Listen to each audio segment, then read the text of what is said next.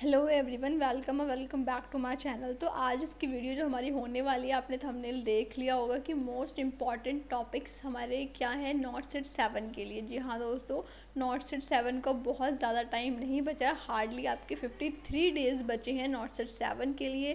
तो इस इतने कम टाइम में हमारी प्रिपरेशन कैसे अच्छी होनी चाहिए कि हमें एक अच्छा एम्स मिल जाए, तो हम इस वीडियो में डिस्कस करने वाले हैं। बहुत सारे ऐसे स्टूडेंट होंगे जिनकी प्रिपरेशन बहुत अच्छी चल रही होगी, लेकिन काफ़ी सारे स्टूडेंट ऐसे भी हैं जिनकी प्रिपरेशन अभी तक ज़्यादा अच्छी नहीं हुई है।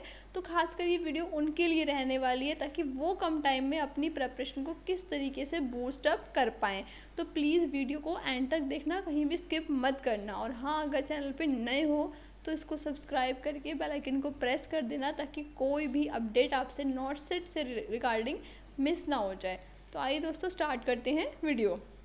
जैसा कि जो मेरी प्रीवियस वीडियो थी उसमें हमने बात करी थी कि एप्लीकेशन फॉर्म कब तक आउट हो जाएंगे। ठीक है, आज का जो टॉपिक है वो मोस्ट इंपॉर्टेंट टॉपिक्स क्या है हमारे नॉट सेट के, उसके रिगार्डिंग होने वाला है। सबसे पहले जो एक क्वेश्चन सब लोगों के दिमाग में है कि 50 डेज़ बचे हैं। ठीक है, 50 दिन हैं, 50 दिन में पूरा सिलेबस कैसे पढ़ें। ठीक है, ये हर किसी एस्पिरेंट के मन में आ रहा होगा जो सीरियस होकर पढ़ाई कर रहा है। ठीक है, कैसे होगा सिलेक्शन तो लेना है, इसी बार लेना है, पर कैसे करके होगा। ठीक है, तो ये बात मन में आ रही होगी और बहुत सारे स्टूडेंट इस टाइम पे फ्रस्ट्रेटेड होंगे, डीमोटिवेटेड होंगे कि हम करें तो करें क्या। तो हम बात करने वाले हैं कि हम कैसे करके सिलेक्शन लें। ठीक है, सिलेक्शन लेना है पर कैसे। 50 दिन है, ठीक है, बहुत कम टाइम है। 50 दिन बहुत कम टाइम होता है एक अच्छी प्रिपरेशन के लिए, लेकिन वहीं पे हमें डीमोटिवेट नहीं होना है, हमें स्मार्टली स्टडी करना है, हार्ड वर्क नहीं करना है। ठीक है, हार्ड वर्क करना होता है बट एक पॉइंट तक। ठीक है, हमें स्मार्ट बनना है, स्टडी स्मार्टली करनी है, सिलेक्शन हमें अपना लेके रहना है। तो हम बात करने वाले हैं 50 इंपॉर्टेंट टॉपिक्स की। मैं ऐसा नहीं कह रही हूँ कि पूरा का पूरा पेपर सिर्फ इन्हीं टॉपिक्स से आएगा और बाहर से कुछ भी नहीं आएगा, ऐसा नहीं है। ये सिर्फ और सिर्फ जो आपके प्रीवियस ईयर अब तक के जितने भी नॉट सेट आपके हो चुके हैं, मेमोरी बेस्ड जो आपके पेपर रहा है, उन सब का एनालिसिस करने के बाद मैं ये वीडियो बना रही हूँ। उनमें मैंने देखा कि ऐसे कौन से टॉपिक हैं जहाँ से क्वेश्चन आता ही आता है। ठीक है, जहाँ से क्वेश्चन आता ही आता है, जिन टॉपिक्स को अगर हम स्किप कर देते हैं तो एक तरीके से हम अपना सिलेक्शन ही स्किप कर रहे हैं कि हाँ, हमें सिलेक्शन नहीं चाहिए, वो वाली बात। ठीक है, तो ऐसा नहीं है कि सिर्फ यही पढ़ने हैं, आपने और भी टॉपिक्स पढ़ने हैं, लेकिन इन टॉपिक्स पे ज़्यादा ध्यान देना है, ज़्यादा फोकस करना है। ठीक है, सबसे पहले टॉपिक आता है आपका टीबी। ठीक है, टीबी ऐसा टॉपिक है कि शायद ही कोई ऐसा स्टूडेंट हो जिसको प्रिपेयर करके ना जाए। देखो, टीबी के रिगार्डिंग आपको पूरा कंप्लीट इसको थ्योरी नोट्स बना के अच्छे से प्रिपेयर करना है, इसके सारे क्वेश्चंस प्रैक्टिस करने हैं। ठीक है, इसके ड्रग ऑफ चॉइसेस, ड्रग्स कौन कौन से हैं, सब कुछ पूरा पढ़ना है टीबी के बारे में, सिम्टम्स मैनेजमेंट सब कुछ। ठीक है, टीबी बहुत बहुत इंपॉर्टेंट है। नेक्स्ट है एबीजी एनालिसिस। इससे भी क्वेश्चंस आपके प्रीवियस ईयर में देखे गए हैं, बट ये है कि देखो, एम्स पैटर्न तो अपना हमेशा चेंज करता है, बट सिलेबस कहाँ से लाएगा वो। सिलेबस तो नर्सिंग का उतना ही है ना, बस वो क्वेश्चन को घुमा फिरा सकते हैं, कभी किसी सब्जेक्ट पे फोकस कर सकते हैं, कभी किसी पे कर सकते हैं, बट सिलेबस से वो कुछ भी नहीं कर सकते। तो एक आपका टॉपिक होता है एबीजी एनालिसिस, बहुत अच्छा और इंटरेस्टिंग टॉपिक है ये। नेक्स्ट आता है सर्जिकल सेफ्टी चेकलिस्ट। ये भी इंपॉर्टेंट क्वेश्चंस है, ये भी इंपॉर्टेंट टॉपिक है, इससे भी क्वेश्चंस आपके देखे गए हैं प्रीवियस ईयर में।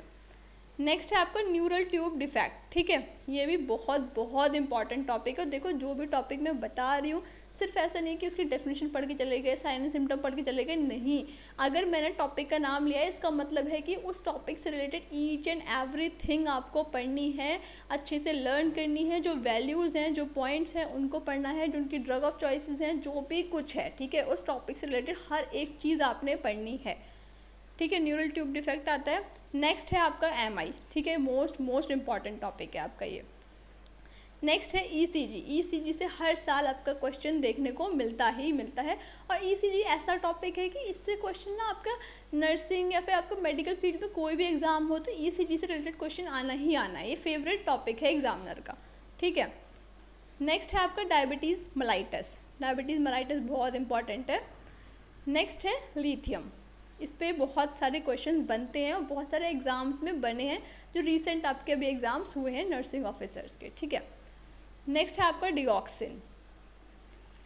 नेक्स्ट एनीमिया, एनीमिया से रिगार्डिंग जितना भी कुछ है सब कुछ पढ़ लो, जो प्रोग्राम्स चल रहे हैं, जो करंट में चीज़ें चल रही हैं, सब कुछ पढ़ना है, ठीक है। एनीमिया से रिलेटेड हर कुछ पढ़ना है आपने, सिर्फ ऐसा नहीं कि हाँ भाई ये वैल्यू होती है, ये कुछ ड्रग है, ये मैंने पढ़ ली, मेरा टॉपिक हो गया, नहीं। ईच एंड एवरीथिंग आपने एनीमिया से रिलेटेड पढ़नी है, उसके क्वेश्चन अच्छे से प्रैक्टिस करने हैं, ठीक है। नेक्स्ट है आपका GCS, बहुत इंपॉर्टेंट है, बहुत बहुत ज़्यादा इंपॉर्टेंट। नेक्स्ट आता है इम्यूनाइजेशन शेड्यूल। देखो इम्यूनाइजेशन शेड्यूल अगर किसी एक सब्जेक्ट में पढ़ लोगे तो काफ़ी जगह काम आएगा, तो ये बहुत इंपॉर्टेंट है, इसके बिना जाना। देखो नर्सिंग का कोई भी एग्ज़ाम हो, अगर वहाँ पे आप इम्यूनाइजेशन शेड्यूल के बिना जा रहे हो तो फिर आप अपने खुद से ही 1-2 नंबर कम करके जा रहे हो, ठीक है। क्योंकि ऐसा कोई पेपर नहीं होता, भले ही आपके सेमेस्टर एग्जाम्स हो या फिर आपके कॉम्पिटिटिव एग्जाम्स हो, जहाँ पे इम्यूनाइजेशन शेड्यूल से रिलेटेड क्वेश्चन ना पूछा जाए। नेक्स्ट आता है meningitis. Catheter size and process. देखो जो आपके अभी रीसेंट जो नॉर्सेट हुआ था उसमें प्रोसीजर बेस्ड क्वेश्चंस पूछे गए थे, ठीक है। और ऐसा है भी कि नर्सिंग में हमारा जो वर्क है वो प्रोसीजर रिलेटेड है, और ये अच्छा भी है कि ऐसे क्वेश्चंस आ रहे हैं। तो आपको जितने भी मतलब प्रोसीजर रिलेटेड जो टॉपिक्स हैं उन पर भी अच्छे से ध्यान देना है। उसी में आपका एक टॉपिक आता है कैथीटर का साइज, और उसकी प्रोसेस पूरी आपने अच्छे से पढ़नी है। नेक्स्ट है आपका GT पाल, बहुत बहुत इंपॉर्टेंट है, ये भी आपने इससे क्वेश्चंस करने हैं। नेक्स्ट है अबगार। अबगार तो आपका हर एक पेपर में आ ही जाता है, एक क्वेश्चन तो इससे बना ही होता है, ठीक है। नेक्स्ट है क्रोमोसोमल एबनॉर्मेलिटीज, इससे भी बहुत सारे क्वेश्चंस आपके देखे गए हैं प्रीवियस ईयर में, तो ये टॉपिक भी आपने अच्छे से डिटेल में इसका थॉरोली पूरा पढ़ना है आपने। नेक्स्ट आता है एंटीडोट्स, ठीक है। एंटीडोट्स आपने बहुत बहुत अच्छे से पढ़ना है, क्योंकि हर पेपर में एक क्वेश्चन आपका ज़रूर पूछा जाता है एंटीडोट से रिगार्डिंग। नेक्स्ट है ब्रेस्ट कैंसर। देखो ब्रेस्ट कैंसर करंट में भी बहुत ज़्यादा आपका ये ट्रेंडिंग टॉपिक है, तो ब्रेस्ट कैंसर से क्वेश्चन आने के बहुत बहुत चांसेस हैं, ठीक है। तो इसको अच्छे से पढ़ लेना। बाकी अगर आप चाहते हो कि एंटीडोट के ऊपर आपके एक शॉर्ट वीडियो में बनाऊं जिसमें आपको सारे एंटीडोट एक ही वीडियो में एक ही जगह पे मिल जाए, तो मुझे कमेंट सेक्शन में बता देना, मैं उसके रिगार्डिंग आपको वीडियो बना दूंगी। नेक्स्ट आता है डिप्रेशन।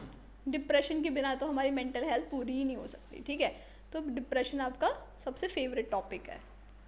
नेक्स्ट है ड्रग ऑफ चॉइसेस। देखो ड्रग ऑफ चॉइसेस आपने सारे की पढ़नी है, आपकी बस होंगे, अब मोस्टली जो प्रिपेयर कर रहे हैं उनके पास बुक्स होती हैं, उसमें ड्रग ऑफ चॉइसेस की एक अलग से लिस्ट होती है, वहाँ से जा करके देख सकते हो। किसी के पास नहीं है इतनी सारी बुक्स तो आप मुझे मैसेज कर सकते हो, मैं आपको ड्रग ऑफ चॉइस की पूरी लिस्ट दे दूँगी, वो आपने पढ़नी ही पढ़नी है। उनको कैसे भी करके लर्न करो, रोज़ की 1 करो 2 करो, लेकिन ड्रग ऑफ चॉइसेस जितनी भी हैं उतनी आपने, जो फेमस है वो तो आपने बहुत अच्छे से लर्न करनी ही करनी है।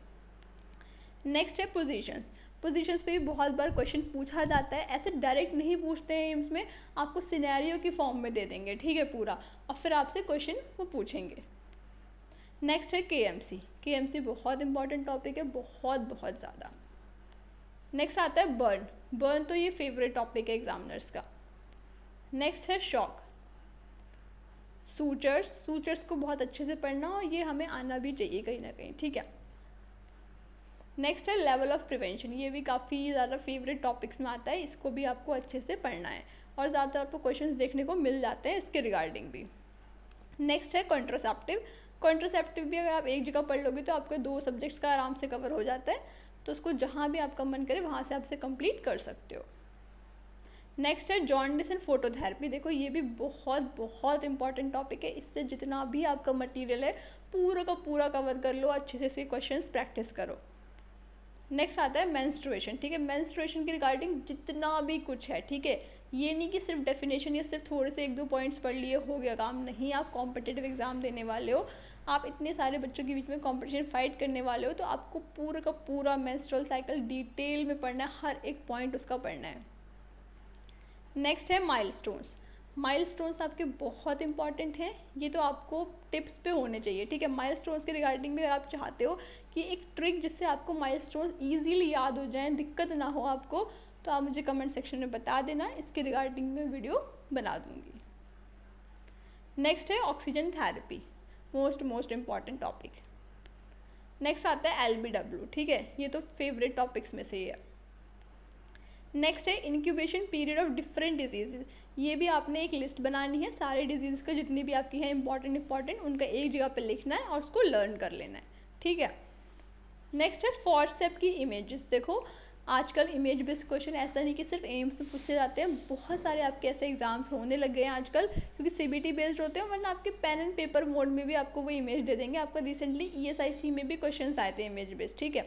तो आपने क्या करना है, जितने भी फॉरसेप्स हैं उनकी इमेजेस उनको अच्छे से देखना है और उनको पूरा अच्छे से डिटेल में उनको बारीकी से देखना है, उनको थोड़ा याद करने की कोशिश करनी है, ठीक है।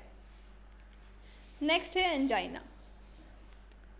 सीपीआर, सीपीआर तो नर्सिंग में आप अगर आए हो तो आपको सीपीआर पता ही होना चाहिए। सीपीआर के बारे में जो करंट गाइडलाइंस है ना उनको पढ़ना, ठीक है। ऐसा नहीं पुरानी आपने 4 साल पहले की 5 साल पहले की टेक्स्ट बुक उठा रहे हो और उससे पढ़ रहे हो, ठीक है। जो करंट में आपका सीपीआर के रिगार्डिंग गाइडलाइंस है उनकी पढ़ना।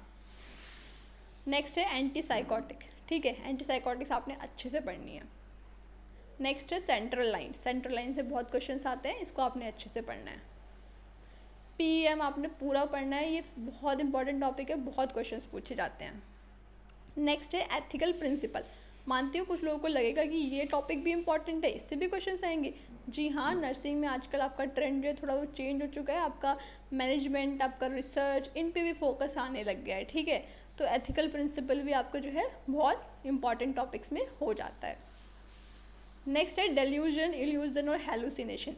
ये तो आपके बहुत ही फेवरेट क्वेश्चन है, ये तो कहीं भी आपके ऐसे एकदम से आपको देखने को मिल जाएंगे, ठीक है। तो इनको आपने पूरा अच्छे से पढ़ना है, कंप्लीट डिटेल में। नेक्स्ट है हिरचुप्रंग्स डिजीज, ठीक है, इसका पूरा पढ़ना है आपने। नेक्स्ट है एमटीपी। एमटीपी के रिगार्डिंग जो करंट गाइडलाइंस है उनको पढ़ना और पूरा टॉपिक आपने डिटेल में थॉरोली पढ़ना है, क्वेश्चन प्रैक्टिस करने हैं इसके भी। नेक्स्ट है डिफेंस मैकेनिज्म। डिफेंस मैकेनिज्म की ट्रिक्स हैं, उससे अगर लर्न करोगे तो जल्दी याद हो जाएंगी चीज़ें, तो कोशिश करना कि वो अप्लाई करो अपनी प्रिपरेशन में। नेक्स्ट है फैमिली प्लानिंग, ये भी आपका बहुत इंपॉर्टेंट है, करंट के आपकी सिनेरियो को देखते हुए बहुत ज़्यादा। नेक्स्ट है पीपीएच, ठीक है। ये कोई बताने वाली बात नहीं है, मुझे लगता है कि पीपीएच अगर आप छोड़ के जाते हो तो आप कितना ही प्रिपेयर करके जा रहे हो, ठीक है। नेक्स्ट है अबॉर्शन एंड लास्ट आता है प्लेसेंटल एबनॉर्मेलिटीज़, ठीक है। तो यहाँ मैंने आपको कुछ इंपॉर्टेंट टॉपिक्स बताए हैं, अराउंड 50 जो आपके बहुत ही हॉट एंड ट्रेंडिंग टॉपिक्स हैं। इनके अलावा भी बहुत सारा ऐसा सिलेबस है जो आपको पढ़ना है अपने एग्ज़ाम के लिए। मैं ऐसा बिल्कुल नहीं बोल रही हूँ कि सिर्फ और सिर्फ यही पढ़ के जाओ और पेपर क्लियर हो जाएगा, नहीं। लेकिन अगर हाँ इनको छोड़ के जाओगे तो आपके पेपर में सिलेक्शन के चांसेस बहुत कम हो जाते हैं, ठीक है। तो अगर ये वीडियो आपको अच्छी लगी हो, आपके लिए हेल्पफुल रही हो, तो प्लीज़ इसे लाइक और शेयर कर देना। चैनल पे नए हो तो उसको सब्सक्राइब करके बेल आइकन को प्रेस कर देना, ताकि कोई भी अपडेट आपसे मिस ना हो जाए नर्सिंग ऑफिसर से रिलेटेड। फिर भले ही आपका वो नॉट सेट हो, DSSS हो, RRB हो, या फिर जितने भी अपकमिंग नर्सिंग ऑफिसर्स की वैकेंसीज़ हैं। और हाँ, अगर ये वीडियो आपको अच्छी लगी हो तो प्लीज़ एक लाइक ज़रूर करना और कमेंट सेक्शन में बताना कि आपके लिए जो वीडियोज़ हैं वो हेल्पफुल रही या नहीं, ठीक है। और हाँ, अगर इंस्टाग्राम पे फॉलो नहीं करा है तो जाओ जा करके कर लो, क्योंकि वहाँ पे बहुत सारा नर्सिंग से रिलेटेड जितनी भी अवेयरनेस वीडियोज़ होती हैं आपकी, वो मैं वहाँ पे अपलोड करती रहती हूँ। तो वहाँ फॉलो करना मत भूलना, दोनों की लिंक यहाँ मैंने कमेंट सेक्शन में पिन कर रखे हैं, ठीक है। तब तक के लिए thanks and have a nice day.